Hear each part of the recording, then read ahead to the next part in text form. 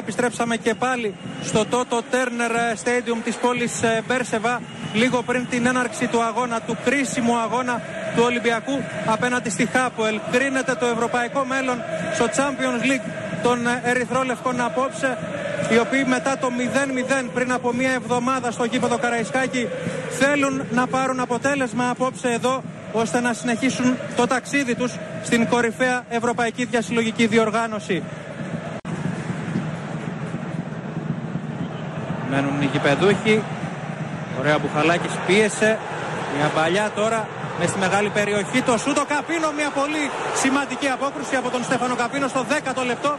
Δείχνει τα αντανακλαστικά του Έλληνας γκολκίπερ. Νουακέμε. Τον Φιγκέιρα θα τον αποφύγει, μπαίνει μες στη μεγάλη περιοχή. Νουακέμε χαμηλά και ο Μποτία θα κόψει σε κόρνερ. Από αυτά τα παιχνίδια είναι σημαντική. Για να δούμε τώρα τον Φορτούνη. Θα κάνει το σουτ. Εύκολα θα μαζέψει ο Γκόρες το πρώτο σουτ για τον Ολυμπιακό με τον Κώστα Φορτούνη. Πίσω στον Φιγκέιρας.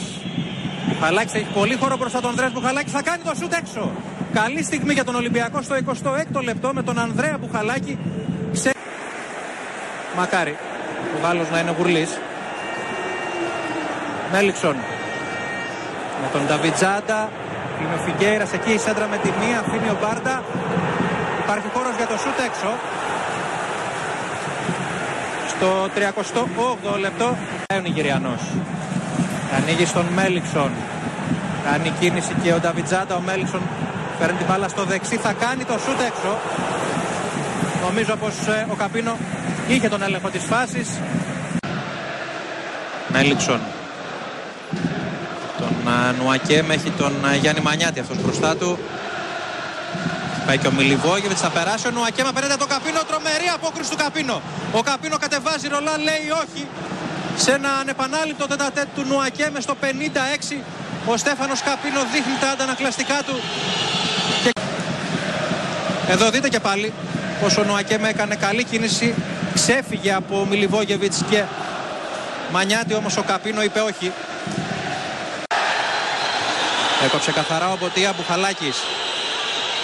Ωραία για τον Ιντέγε, για να δούμε αν θα προλάβει ο Νιγηριανός. Ιντέγε μπορεί κοντά να κάνει το 0-1, όχι. Ήταν κοντά ο Μπράουν Ιντέγε στο 57, όμως ο Γκόρες με δεύτερη προσπάθεια μάζεψε. Παλαισκώνεται ψηλά. Τι έκοψε αρχικά.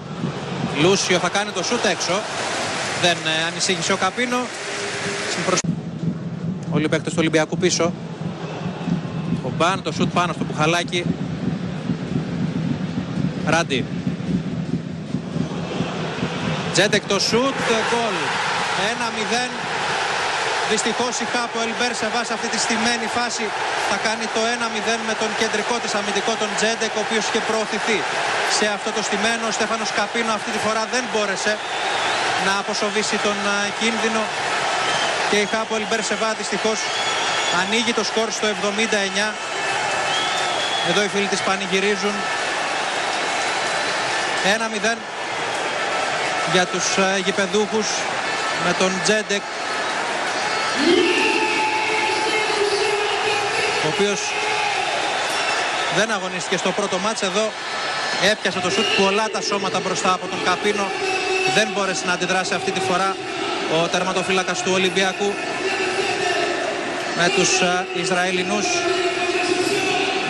να κάνουν το 1-0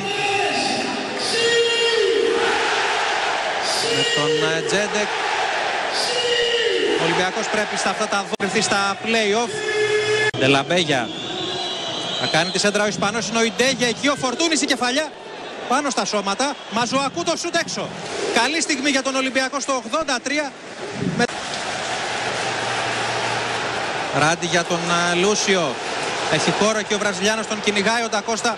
Λούσιο απέναντι από τον Καπίνο, θα κάνει την προσποίηση ο Βραζιλιάνος. Βγαίνει ο Καπίνο, κάνει και χέρι νομίζω ο Λούσιο. Το βλέπει ο Μπαστιέν. Τον πιέζει εκεί και ο Ντακώστα προσπαθεί να το αποσπάσει την μπάλα. Ο Ακέμ όμως κρατάει και τώρα ο Μπαστιέν σφυρίζει για τελευταία φορά.